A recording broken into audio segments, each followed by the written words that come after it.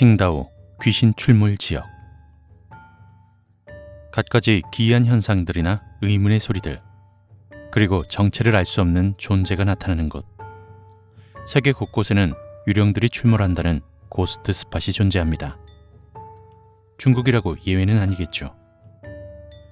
그래서 오늘은 중국 괴담 전문 정한님께서 제보해 주시고 베베님께서 구성해 주신 중국 칭다오 지역의 귀신 출몰 장소 9곳을 알아보겠습니다.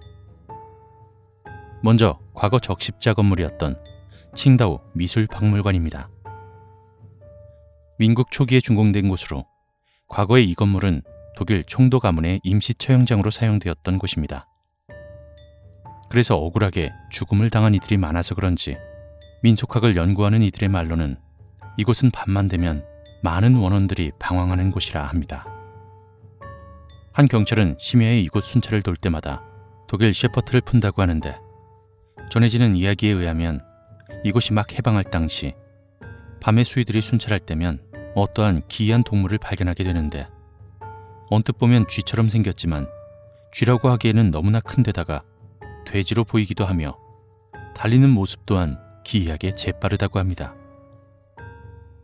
주변 노인들의 말에 의하면 아마 관내에서 아주 진귀한 짐승을 키웠던 것이 아닐까 추측이 된다고 하네요. 또 어떤 사람은 야간 순찰을 도는 도중 어떤 문 앞을 지날 때면 꼭 피아노 연주가 어려움풋이 들려와 두려움에 떨게 된다고 합니다. 그곳엔 또 이런 소문이 있습니다. 민국 시기에 이곳에 살던 가족 중에 건강이 좋지 않은 아이가 있었는데, 피아노를 치는 것을 너무 좋아해 늘 그 방에서 피아노를 쳤답니다. 그러다가 어느 날 피아노를 치던 중에 원인 모를 죽음을 맞이하게 되었고, 그 아이가 죽어서도 계속 그 방 안에서 피아노를 치는 것이라고 말이죠. 그리고 특이한 것은 건물의 일부분만 대중들에게 공개했을 뿐 대부분은 공개하지 않고 있습니다. 그 이유에 대해서는 구체적으로 왜 그러는지 알고 있는 이들은 없습니다. 다만 전해지는 이야기에 따르면 과거의 모든 곳을 공개한 적이 있긴 한데, 이상하게 관람객들이 귀신이나 이상한 것들을 많이 목격했다는 말이 나왔고, 그래서 두려움에 떨거나 이유도 없이 부상을 입어 이상이 있는 곳을 폐쇄해버린 것이라 합니다. 그 이유로 지금은 대부분 비공개이고 일부분만 공개된 상황이라는 추측만 있을 뿐입니다. 나중에 경찰이나 전문가가 와서 조사를 해보았지만 이상 현상들이 발생할 만한 것이 전혀 없다는 결과가 나왔으나, 그 결과에 무색하게도 새벽 4시 30분 정도만 되면 대대적으로 귀신이 출몰하는 귀신 소굴과 같은 곳이 된다 합니다. 두 번째는 독일 해군구락부, 현 1907 광영구락부입니다.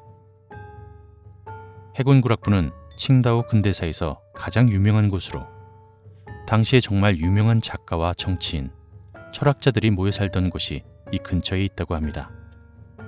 예를 들면 담사동, 강유위, 양계초, 라오서, 심종문 등 말이죠. 특히 담사동이나 강유위, 양계초는 이곳에 자주 와서 독일 대사관이나 외교관들을 만나기도 했습니다. 그런데 그런 유명세와 또 다른 이유로도 유명한 것이 있는데요. 바로 귀신이 많이 나타나는 곳이라고 소문이 나 있다는 점이죠. 독일 치하, 일제 치하 전에는 이곳은 그냥 어촌에 불과한 곳이었는데, 이곳 주민들의 생활은 늘 빈궁했습니다. 그래서 전염병이 돌기도 했는데, 그 때문에 많은 사람들이 죽자 단체로 매장을 하게 되었고, 그 장소가 바로 이 자리였다고 합니다.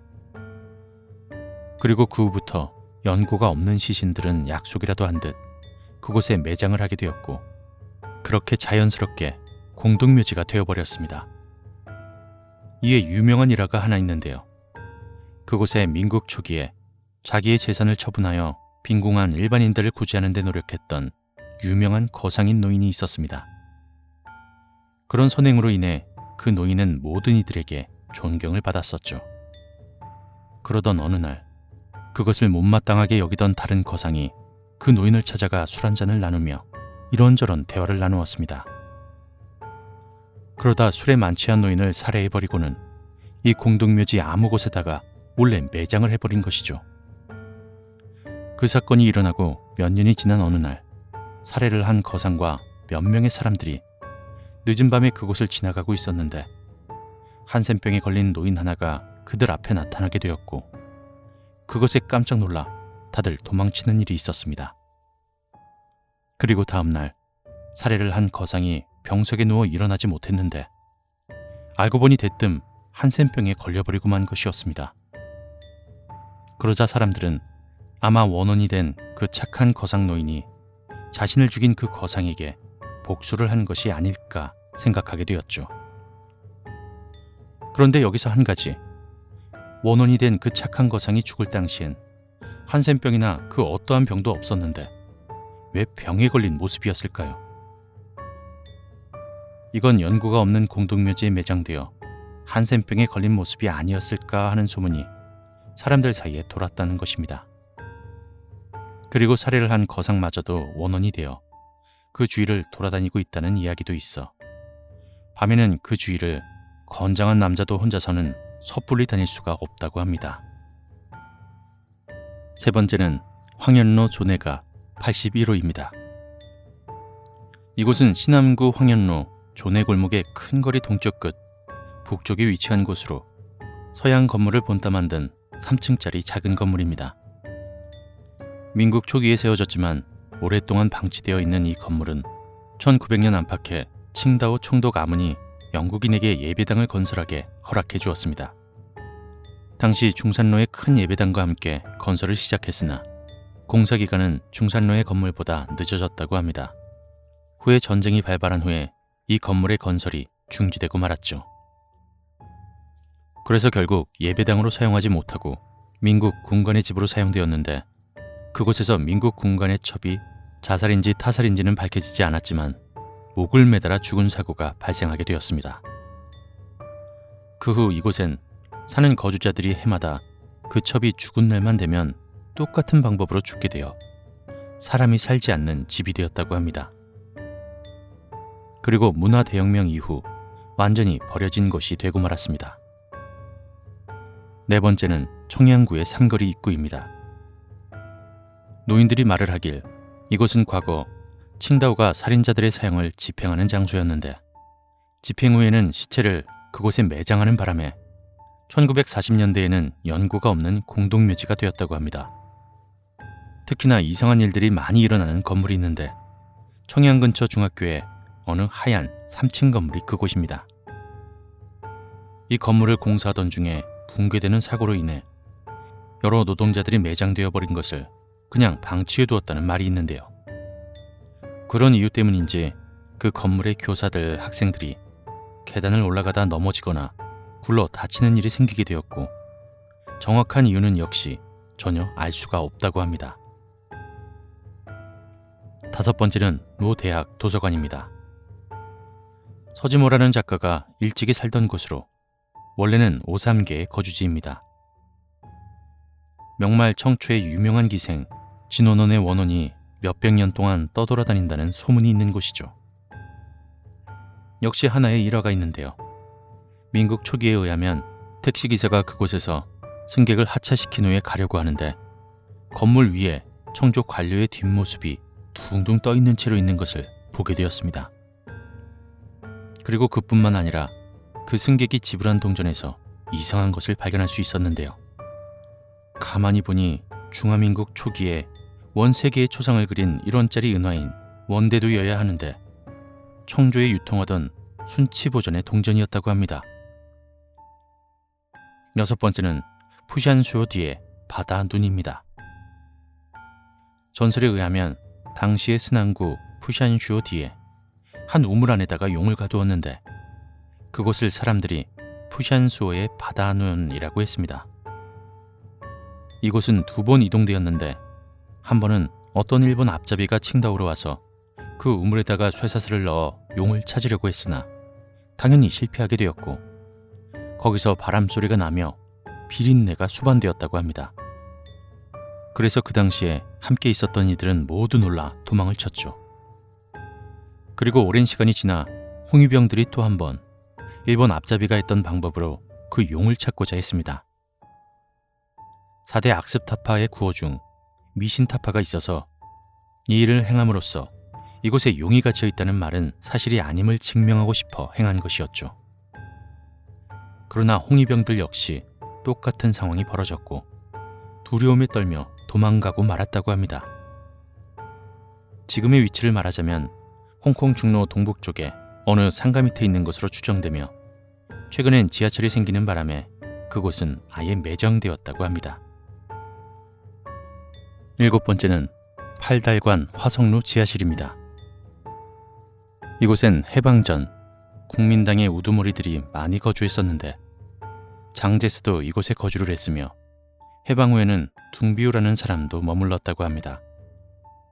그러나 이들 모두 오래 머물지는 못했습니다.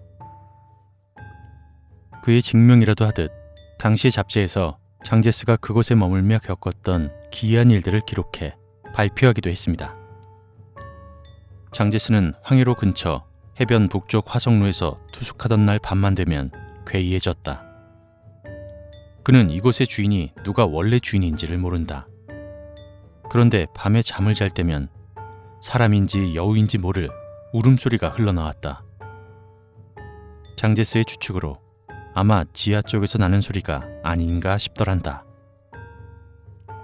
또 이와 같은 일을 누군가의 증언으로 밤만 되면 지하에서 중년 여인이 원한에 사무치는 목소리로 실을 읊는 소리와 함께 가끔 음악 연주도 흘러나왔다고 합니다. 지금 화성루를 관람할 수는 있지만 지하는 출입이 금지된 상황입니다. 8번째, 황태팔로 19호입니다. 이것도 역시 칭다오 4대 흉가 중의 하나입니다. 1940년대 이곳에선 일찍이 많은 영아들이 사망했다고 하는데요.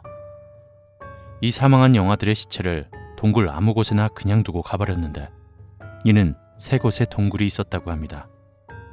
그리고 이후 세월이 흘러 그곳엔 인적이 사라지며 완전히 숲길이 되었습니다.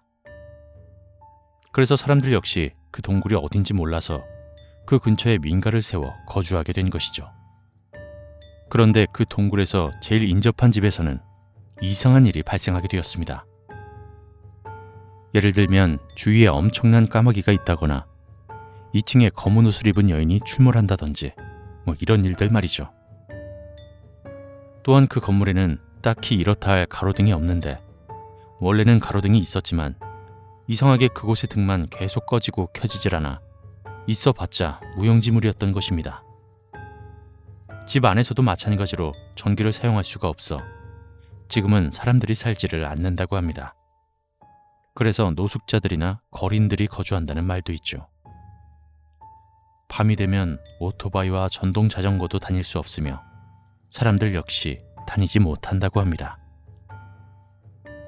마지막은 칭다오 귀신 건물입니다. 이곳은 딱히 설명하지 않아도 알고 계신 분들이 참 많습니다. 남경로에는 어느 유명한 귀신 건물이 있는데요. 지금은 여관으로 사용하기 때문에 영업에 영향을 미칠 수도 있으므로 직접적인 명을 밝히지는 않겠습니다. 중국 중앙방송에서도 이곳을 소개한 적이 있는데요. 오래전 심야클럽에서 일하던 작부가 사망한 뒤 이곳에 거주하던 사람들이 밤만 되면 여인의 울음소리와 방에서 흰 가운을 입은 여인이 나타나는 것을 보게 되었다고 합니다. 결국 들어오는 사람은 오래 머물지 못하고 계속 다른 곳으로 이사를 가게 되었고 한 노부부는 집안 상황이 어려운 관계로 이사하지 못하고 꿋꿋이 참으며 거주하고 있었죠. 그들이 죽지 못해 산다는 말까지 할 정도로 굉장히 힘겨워했답니다. 그들의 말에 의하면 밤만 되면 텔레비전과 전등, 수돗물이 멋대로 틀어진다고 했습니다. 전화도 수시로 울려댔다고 하고요. 이러한 이유로 노부부가 더 이상은 견디지 못해 경찰에 신고해서 조사해보았지만 전혀 원인을 알 수가 없어 결국 중국 중앙방송국에다 제보를 하게 된 것이었죠. 하지만 방송국 역시 그곳을 촬영하며 조사했으나 전혀 아무런 성과를 얻을 수가 없었답니다. 결국 노부부는 타인들의 도움을 얻어 다른 곳으로 이사하게 되었습니다. 칭다오에서 유명한 9곳의 심령 스팟을 알아보았는데요. 어떠셨습니까? 사람이 사는 곳에서 멀리 떨어진 곳이 아닌 많은 이들이 오가는 곳에 위치해 있는 경우도 있어 조금은 놀랍기도 한데요. 어쩌면 초자연적인 두려움보다는 살아있는 사람들의 잘못된 선택과 현실적인 면의 두려움이 더 반영된 것은 아닌가 하는 생각도 듭니다. 지금은 잠들지 못하는 그들의 넋이 평온한 영면에 들길 바라봅니다. 감사합니다.